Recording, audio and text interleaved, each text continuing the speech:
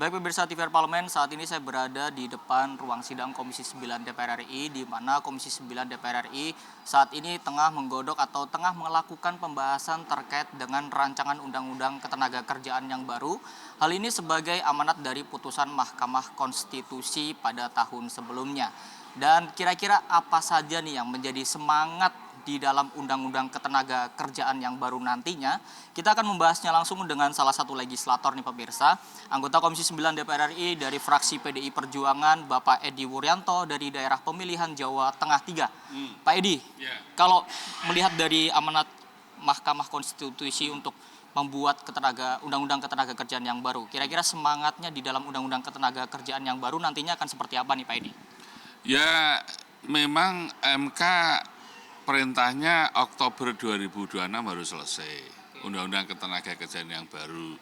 Tentu basic membahasnya adalah dari Undang-undang ketenagakerjaan tahun 2003. Lalu kita lihat juga berbagai putusan MK, baik sebelum Undang-Undang Cipta Kerja lahir maupun sesudahnya.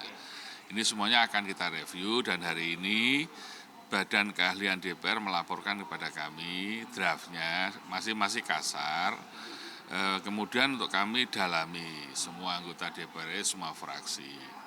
Tapi poin-poin penting yang menjadi perhatian kami adalah satu, soal tenaga kerja asing. Yang ini pengaturannya harus teliti, presisi. Jangan sampai memunculkan nanti celah untuk digugat kembali. Yang kedua soal PKWT, perjanjian suatu tertentu yang alih daya, suatu skala upah, lalu hubungan industrial yang memang selama ini kan banyak soal PHK, soal pilot dan lain-lain. Lalu yang terakhir ya PHK itu sendiri. Jadi ini beberapa poin penting yang kemarin waktu Mei Day itu menjadi isu publik yang demikian besar. Maka ke depan aturan-aturan itu akan kita bahas secara detail sehingga diharapkan di Oktober 2026 itu bisa selesai sesuai dengan perintah MK. Pak Edi, kenapa ini harus dibuat undang-undang ketenagakerjaan yang baru tapi tidak merevisi aja nih Pak yang undang-undang tahun 2003 itu? Ya karena memang permintaan publik kan begitu, apalagi setelah Undang-Undang Ketenagakerjaan dulu banyak terganggu akibat Undang-Undang Cipta Kerja. Kemudian MK juga memutuskan ini Undang-Undang Ketenagakerjaan yang baru bukannya revisi. Maka sekarang kami akan jadikan ini sebagai upaya transformasi di dalam policy ketenagakerjaan. Apalagi kan sekarang perkembangan zaman pekerjaan yang berbasis kemitraan online yang dulu zamannya belum ada sekarang ada. Ini kan perlu kita tampung juga. Yang dulu di Undang-Undang Ketenagakerjaan 2003 belum ada, sekarang ada. Jadi undang-undang ini harus up to date sesuai dengan zamannya. Nah, sehingga kita perlu juga melihat berbasis kemitraan itu di Indonesia seperti apa nanti ke depan. Kita bisa belajar dari UK misalnya. Jadi semuanya ini menjadi hal-hal yang perkembangan zamannya akan kita atur dalam norma Undang-Undang Ketenagakerjaan yang baru. Ini ada yang menarik nih pemirsa terkait dengan tadi Pak Edi menyampaikan terkait dengan pekerja online seperti mungkin ada ojek online Pak ya seperti itu nantinya berarti akan diatur dalam Undang-Undang Ketenagakerjaan yang baru ya Pak? Ya itu termasuk bagian penting karena kan antara pemberi kerja dan pekerja yang pekerjaan berbasis kemitraan ini kan perlu didalami karena ini mau masuk pekerja formal atau pekerja informal, hak kewajiban pemberi kerja dan pekerja apa, ini kan sebelumnya nggak ada aturan.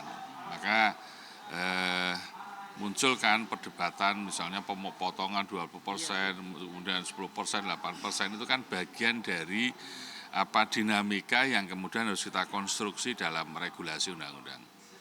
Pak Edi, sedikit lagi terkait dengan yang menjadi menarik terkait dengan pengaturan outsourcing. Memang ini sekarang masih pembahasan kasar ya Pak, masih draft kasar.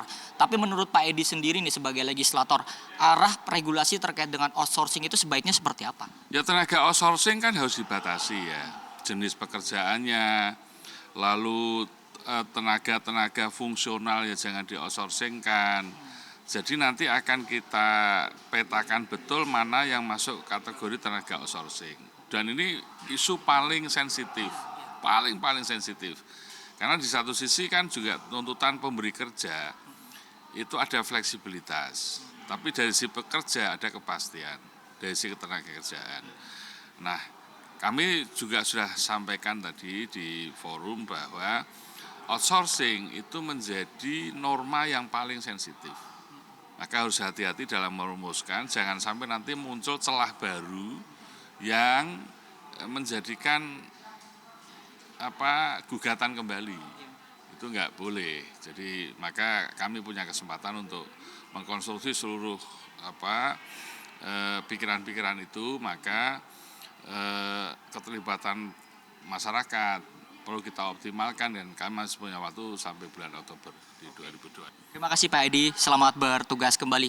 Dan pemirsa, itulah wawancara saya dengan salah satu anggota Komisi 9 DPR RI, Bapak Edi Wuryanto, di mana tadi Bapak Edi Wuryanto dan juga Komisi 9 berkomitmen untuk bisa terus optimis bahwa rancangan Undang-Undang Ketenagakerjaan yang baru ini bisa selesai pada tepat waktunya pada Oktober 2026.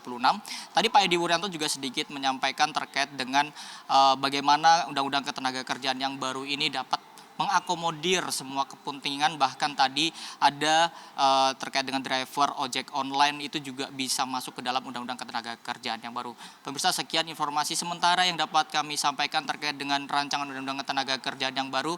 Saya Alfat Rizky, saya kembalikan ke studio.